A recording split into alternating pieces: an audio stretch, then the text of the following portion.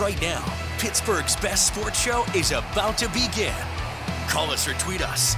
We've got things to talk about on the Ireland Contracting Nightly Sports Call. Hello and welcome into the Ireland Contracting Nightly Sports Call. I am your host tonight, Cassidy Wood. I'll be joined here shortly alongside by Brian Bacco, which it'll be my first time doing this with Brian. I'm so excited about that. See him over on the south side at the Steelers all the time, and there he is. Hey, Brian, how are you tonight? I'm doing great, Cassidy. Yeah, great to be with you. And it's been a long time since I guess we were in a Steelers locker room together. But yeah, happy to be here. Yeah, thanks for being here. First and foremost, I want to mention the Pirates off the top. We can maybe get to them again later, but man, just so unfortunate. A second walk-off win for the Marlins in this series, supposedly supposed to be one of the worst teams in baseball this season, and admittedly in a rebuild year. The Pirates just not able to get it done down in Miami, losing in extra innings. Like I said, second walk-off. So just really unfortunate for the Pirates.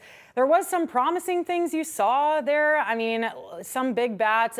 Cruz did cross home plate early, but got tagged out at home. It kind of looked like a scary fall there at home plate. But yeah, just so unfortunate. Dropping another one to the Marlins. They do have one more tomorrow, but just not what you want to see in the first series of the season. Yeah, I mean, I'm not going to lie. I don't hang on every Pirates pitch or win-loss result at this stage of the season for sure. We've got Noah Hiles to fielding, pay for some bullpen help, and I think that also is frustrating fans. You know, just a couple losses into, which they hope won't be triple digits, but you know, the fact that those two aspects of the team are faltering already, no pun intended, you know, with the starting pitcher today. But yeah, I mean, you don't want to see that because you can't really count on, you know, some of those, you know, daily offensive outbursts to come the rest of this season. Yeah, there's just no consistency right now, and that's, you know, really unfortunate. And we've talked about it before. I mean, they just made no moves this offseason. So, just really unfortunate. But I do want to talk some Steelers with you guys. We do have that live poll tonight. If you want to go to KDKA.com/connect, or you can scan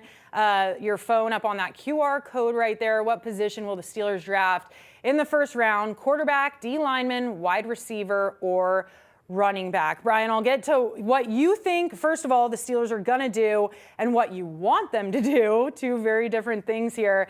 I'm going to say, hand up, people might disagree with me on this. I'm pretty confident that they need to go running back. Look, I know the running back class, there's a lot of depth, and they could probably get a solid one, you know, later on in the rounds. It just makes me so nervous that right now, I mean, we got Gainwell, but I just feel like that room is so concerning right now. Also, obviously, the D-line room.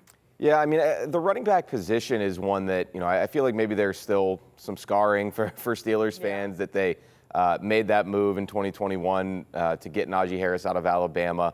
You know, you had the faction of people who say that's way too high to really ever take a running back unless he's somebody truly special, like perhaps Ashton Genty out of Boise State in this draft. And they had their running backs coach, Eddie Faulkner, out there for his pro day on Wednesday. So, I mean, I don't think he's going to fall all the way to 21. It's probably more likely that he's a top 10 pick with the Heisman runner-up season that he just had. But, you know, you also have the faction of people who think, hey, look what Saquon Barkley did last season for the Eagles, being a true game changer in Philly. But I'm more of a defensive line proponent right now. I think they do need just more youth, more overall talent and production in that group. Cam Hayward is not going to play probably too much longer. He's starting to see the light at the end of the tunnel, even though he's still very good, very dominant at times.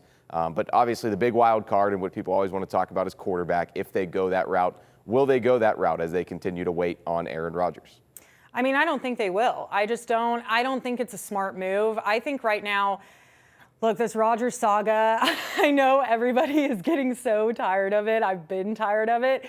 I mean, I'm hearing rumors now too, Brian, that there's a possibility that maybe at Pat McAfee's big night out here in Pittsburgh, Rodgers could come out and make this big announcement that he's coming to Pittsburgh. Obviously not confirmed that that would happen, but given their history together, you know, I could see it as a possibility. But on the flip side too, I think he is seriously considering retiring. I don't think he would drag it out for this long if he wasn't seriously considering that.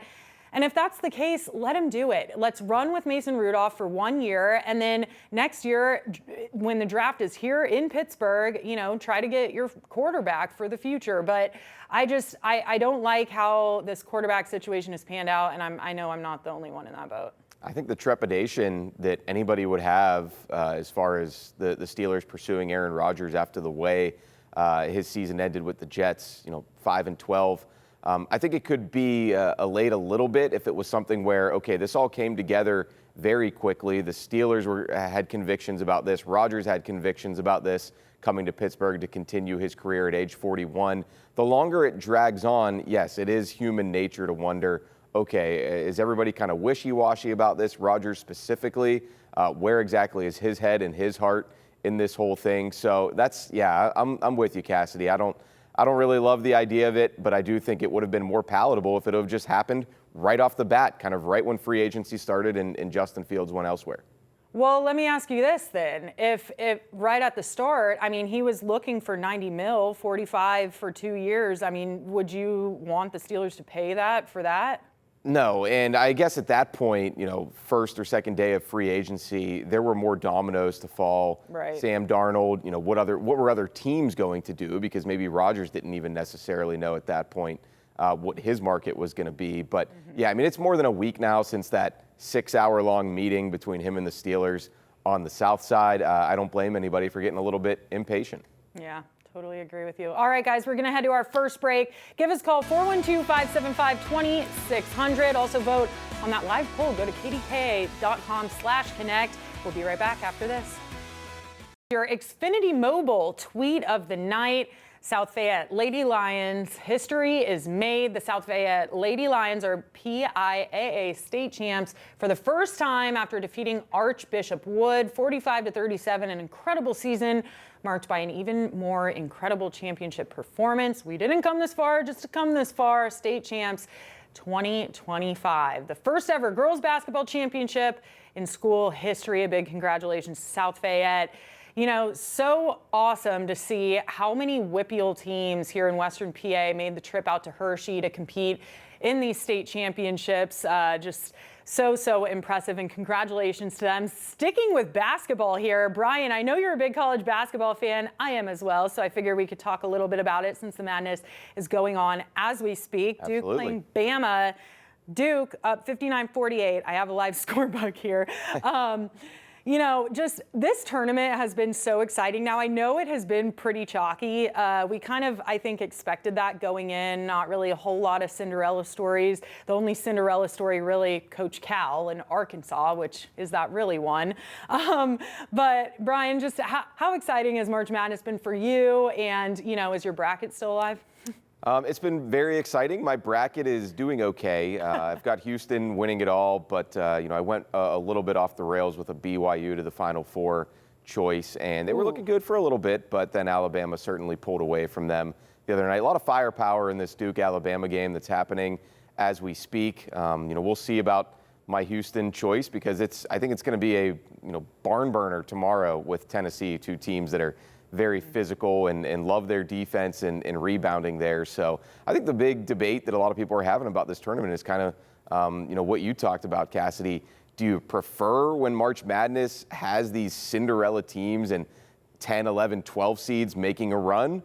Or do you prefer, when the ones and the twos, and we got 1-3 in there today in Texas Tech that couldn't quite get past Florida. Do you prefer when there's a higher level of basketball maybe being played? I can see both sides of it because as much as I would love to be cheering for an underdog right now, you think back to a couple years ago, San Diego State and Florida Atlantic were in the Final Four. I couldn't even tell you where I was for those games. I didn't care too much to watch those games. And they were blowouts. They weren't exciting games. So there's pros and cons to both. You get the huge upset, in the round of 32, but then come the Sweet 16, they get blown out.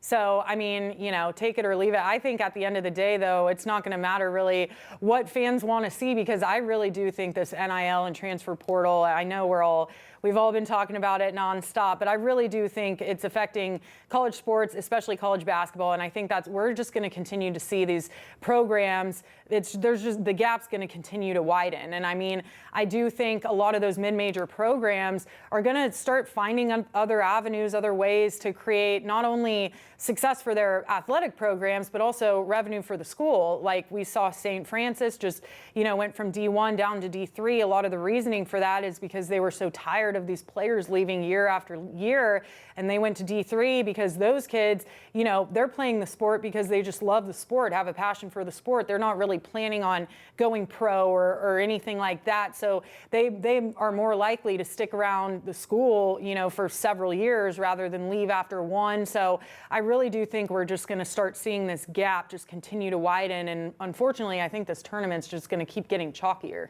Yeah, you don't see the continuity of roster building anymore. I mean, there was that graphic that was going around social media that I saw where it was every team in the Sweet 16, their starting five, where they began their college career. The only one that was completely the same from top to bottom was Purdue.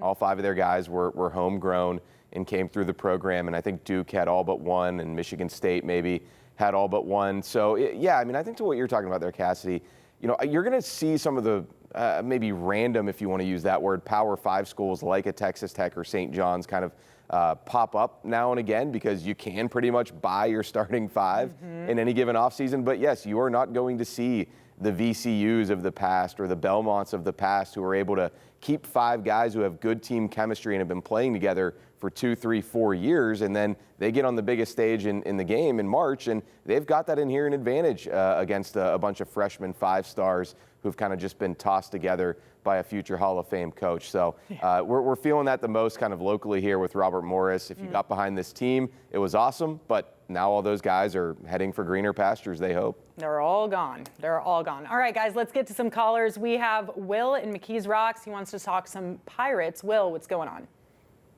Hey, what's going on, Cassidy? Thanks for taking my call. Hi. Hey, I wanted to ask about O'Neal Cruz in center. To me, he just seems really lost out there. And is there anybody else in the organization that can come up and take his place? Because it just seems obvious he doesn't know what he's doing. All right, well, let's give him a little grace. He's only played the position for how long now? And, this is his third game in that position. I think, obviously there was a big error that happened in center field. He was part of it. I think it was kind of a communication issue. But a positive that came out of that is after that happened, you saw them get together and talk about it. And so I do think, they're communicating and figuring, at least trying to fix the problem. I think we need to see a bigger sample size before we start axing guys in these new positions.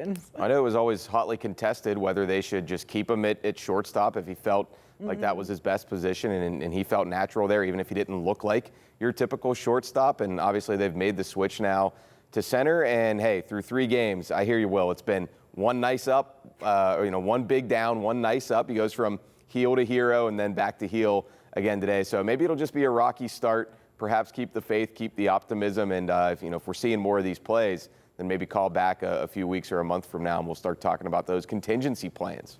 Yeah, and I think it's tough too, Brian, because I think a lot of fans really want to get behind O'Neal Cruz because honestly, he's one of, if not the most, aside obviously from Paul Skeens and some of the pitching we do have, he's one of the most exciting bats, if not the most exciting bat. And I think a lot of people want to get behind him, but it's so difficult because he seems like so inconsistent. And so hopefully, like I said, we'll see a bigger sample size, in the coming weeks, and hopefully he can right some of those little issues and turn it around. And Pirates fans have been burned, too, by those kind of guys, Cassidy, who get a lot of hype, and rightfully so. They look the part, big, strapping guys who, when they run into one, it goes a long way. I'm thinking of Gregory Polanco, but he was prone to some boneheaded plays at times. Starling Marte as well. So hopefully O'Neal Cruz can kind of reach another level, another ceiling that those two didn't while they were here. But, I can understand the frustration here a few games into 2025. A lot of the same recurring issues from 2024.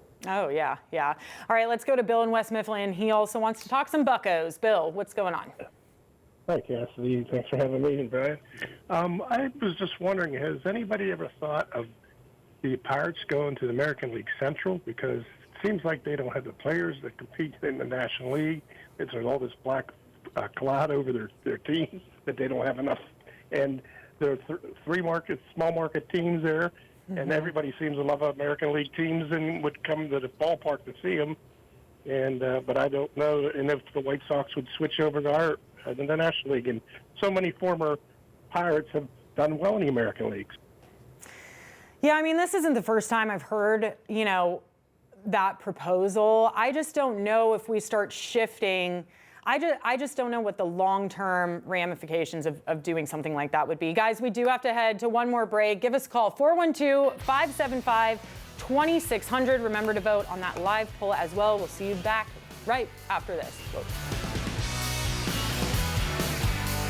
Wood alongside Brian Batko. Bri, before we go tonight, I do want to talk a little bit more about Steelers because there's something I'm pretty concerned about. Jeremiah, our producer, and I were talking about this earlier, just this offensive line. We saw James Daniels leave, Dan Moore leave, Nate Herbig, even though obviously last year didn't do anything on injured, left.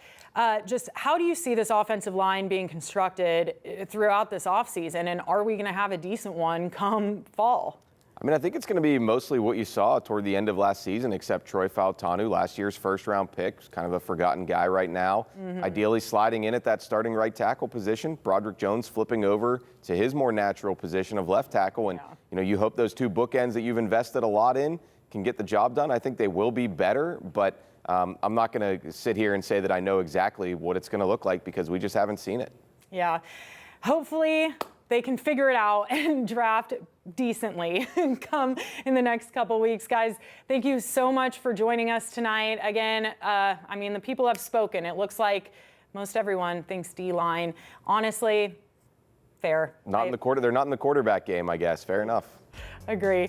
All right, guys, thanks for joining us. I'll see you same place, same time next week.